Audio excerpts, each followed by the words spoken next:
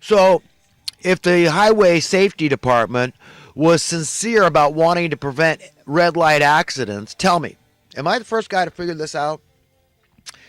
You put a delay in, okay? You put a delay in. You understand? 5 seconds. So if there's any dumbasses that are going to run a red light, okay, then there's not going to be an accident if there's a 5 second delay even. Do you understand how this thing could work? Okay, what is wrong with people? Okay, that's all I'm saying. Arbitrary and capricious laws, nonsensical stuff all around us. And it's everywhere. People say, oh, you are way too paranoid. You're way too cynical. You're a conspiracy theorist. I say, really? Am I, or am I just like one of the very few thinking people out there that's willing to challenge the arbitrary and capricious nature of everything in this establishment?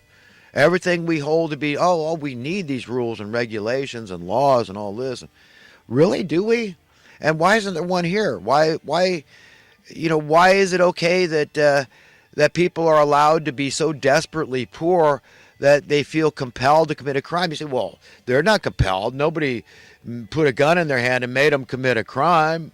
Well, you see, in a very roundabout way, society is saying that to criminals.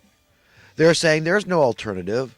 There's no minimum guaranteed income. I mean, if you can't cut the mustard, buddy, go die. Go live in a poorhouse or in and out of a poorhouse, because they're just shelters these days. They don't even, they're temporary at only certain times of the year. And if it's full, you can't get in. And it's just, we got to build more shelters as the answer. And, nobody talks about finding affordable housing for everybody, or it just nonsense. I mean, I've gone into it in depth in other videos. I talk about putting that $50 billion a year in escrow, building people houses. So you can't call me a right-wing nut job, okay? Just because I'm fiscally prudent and conservative in that regard, okay, that I would say, look, if a minimum guaranteed income is going to prevent desperate poverty and all these crimes and create a kinder, safer, gentler society, bring down the national debt, bring down your cost of living, bring down your taxes, pay off the national debt, okay, it's going to curb abortions, if it's going to curb the social welfare state, if it's going to curb the dubious wars, then yeah, count me in. I'm a Christian. I'm a liberal, good liberal, and if it's going to fix all these problems, I say, of course, do it. Oh, you bleeding heart. Oh, now I'm a libtard. So I go from being, a right-wing conservative nut job. Okay, you understand the predicament a guy like me is in, to being some bleeding heart libtard socialist guy, right? And meanwhile, I'm just turning to God for consultation. I'm just saying, God, give me a modicum of wisdom about this, and, logic and reason, and how I can explain this clearly and concisely, so even a child can understand the things I'm trying to teach and preach and convey and impart to people. Help me. And that's all I've done. Everybody's got equal access to knowledge. God wants us empowered. And what do they say? Knowledge is power. He wants us out of Babylon. If you're confused, you're effectively ignorant. If you're ignorant, you're effectively confused. What are you? You're disempowered. So the idea is to put your big boy and girl pants on, be empowered, and go out and confront the forces of evil. And if it gets you dead, if it gets you martyred, God let it happen. Blame God if you want, but he lets a lot of evil things happen. He let Jesus be crucified. Okay, he let JFK be murdered. He let Hiroshima and Nagasaki happen. He's been letting a lot of bad things happen, and till we figure it out. And he'll help us when we start helping ourselves, by being the men and women he wants us to be, and to confront evil in the land. And to say, I get it now. And I understand now what it's going to take to extricate ourselves from this evil. We've got to see poverty dry up. There's more than one way to skin a cat. We've got to see this happen. We've got to see this horrific hemorrhaging wound on the collective body of humanity bound up. Okay? Oh, boy.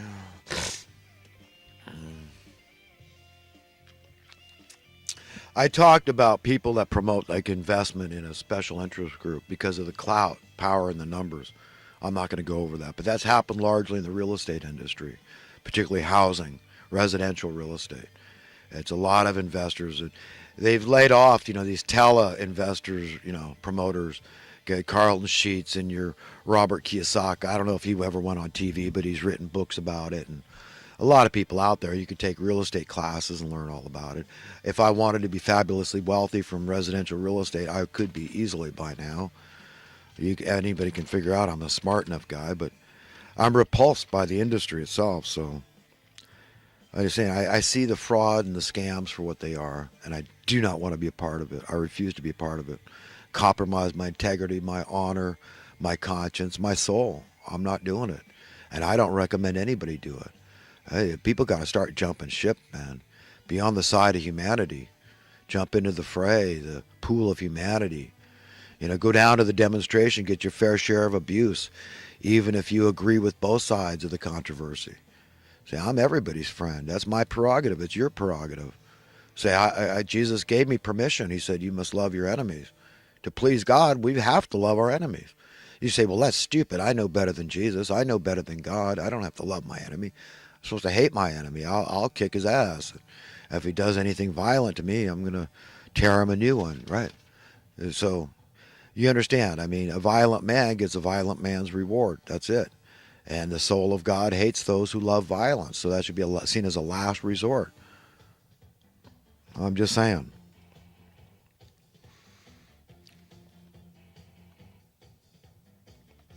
Yeah, all this money in the stock market, I really do think this was from Obama. He did this $10 trillion giveaway.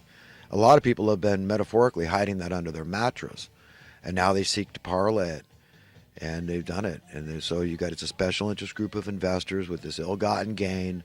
They've invested now in the stock market, and that's what's causing it, because there is a lapse. There's a delay period between Trump's policies being really fully appreciated and felt in the land and what's going on from the previous administration. So yeah, you don't think $10 trillion of ill-gotten gain floating around out there under mattresses and whatnot, you don't think that could do this to the stock market? Yeah, that's it. And I mean, the job market and all that. I mean, you hear different stories. One week I hear that unemployment claims suddenly went up, and then I'm hearing that the claims are way down the next week. So I don't know what to tell you. I don't know. I mean, it's minutia. In the scheme of things, we're talking minutia. Okay, fundamentally, the entire system needs a change. If we're ever going to dry up poverty, desperate poverty at least, if we're ever going to dry up the wealth imbalance, not from redistribution of wealth, taking from the haves to give to the have-nots, no, we're not going to do it like that. Okay, but by allowing everybody to be a have, or at least work that direction for a while, because we've been working the opposite direction my whole life for over 50 years. This is part of the scheme. This is how to facilitate the theft of a people. This is what money is all about, not to facilitate exchange. Then explain why all the people doing nothing for society, except, they can print money. I mean, what is that? How is that anything useful to society? It has no intrinsic value. Just the power of the beast, And they say, money, it's money. I'm the money printer. I print money, man. Don't you understand? I mean, you tell me I'm not useful to society? Them big fat leeches is all they are. They're just scandalous. I mean, they're Satanists. In my mind, they're a despicable lot. These high-ranking politicians, they're a part of that whole group, man. They're not just sycophants. They're part of these elitists. The top elitists are these top politicians. They're two peas in a pod with the money printing class. And they're doing nothing useful for society. Nothing. Okay, so that's how I feel about the economy and what's going on. I just see it as overlay of what Obama was doing, and now it's being felt now. But with this $10 trillion of ill-gotten gain, that he put the country in debt in his 10 years, another $10 trillion. That's the money I'm talking about that's floating around out there. So that's what's been propping up the stock market.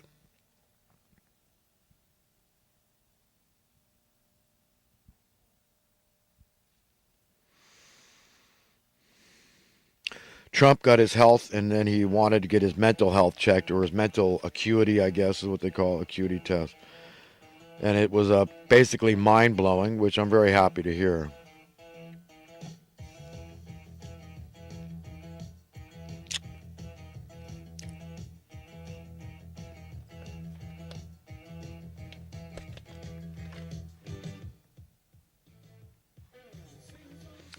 Oh, another paradox. Yeah, about this paying the price and putting your money where your mouth is, sort of thing, where your beliefs are, supporting the good guys. Sometimes, I was getting used to these Google ads running on every YouTube video, and for the last month or so, I haven't seen any ads anymore. And on one hand, I'm very happy to be free from, all these ads popping up everywhere, right? I got to listen to, so, somebody's trying to make money here. I get that, so I want to support people, and so I'll let the ads run and play sometimes, even though I've watched it a dozen times. But I figure, well, if it supports the show, then it's a cheap, easy way for me to support the show, right? That I'm trying to support financially. So it's a paradox. You get how that works? I mean, our lives are rife with paradoxes. It is not easy to live life as a human being. It takes a great deal of fortitude. And a lot of us don't feel like we have it all the time, but we got to suck it up and carry on and do the best we can do with what we have, and ask God to strengthen us and give us more wherewithal, just so we could contend with all the madness of this world.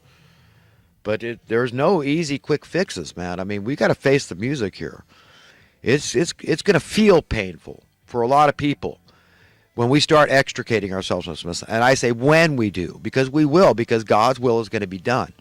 So we will extricate ourselves from under the thumb of the money masters of misery, but it's going to be tough in the meantime, and it's going to feel painful for a lot of people that are overly invested in this current beast system.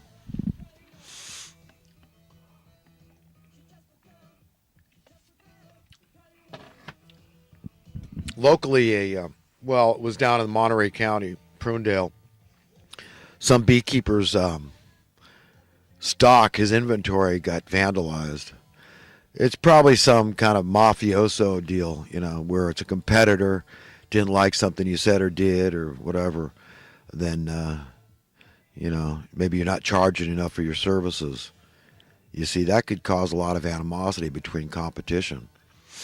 Alex Jones talks about that, how, he's getting in trouble with the people that he buys his product from, because they're saying, hey, look, my other clients, they're complaining that you're undercutting them. And you understand how subtle this price fixing and markup manipulation, lack of competition, how that can work? People say, well, if we don't fix prices and rig things, I mean, we'll all be out of business. So we got to act like a special interest group, be cohesive, and come together and stay unified, like a union, right, type of thing. That's how a special interest group fixes prices and manipulates markets. It's anti-free market. That's anti-supply and demand. So you can't say you want that state of affairs. And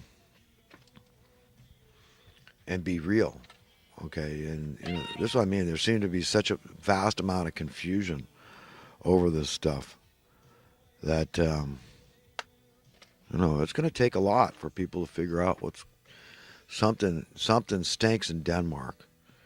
And it's serious. We got to get sober-minded and really real, very real.